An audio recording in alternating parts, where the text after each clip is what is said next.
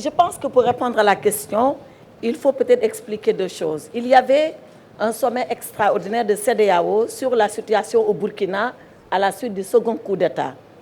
Entre-temps, nous avons tous suivi les déclarations du capitaine Traoré. Entre-temps, nous avons vu qu'une mission de CEDEAO est partie au Burkina Faso, dont d'ailleurs le commissaire paix et sécurité de CEDEAO.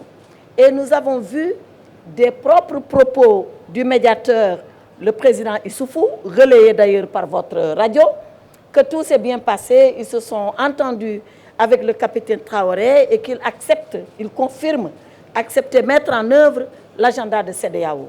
Alors à partir de ce moment, on se serait réunis pour quoi faire?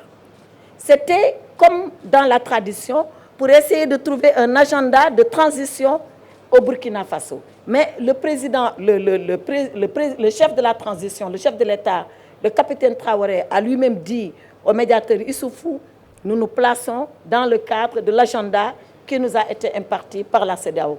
Donc, il n'était pas, du point de vue des chefs d'État, opportun de venir se réunir à Dakar pour discuter d'une question dont déjà on pense qu'elle a été réglée. Par contre, et ça c'est important, nous aurons un sommet ordinaire au mois de décembre, donc dans 2 mois, à Abuja.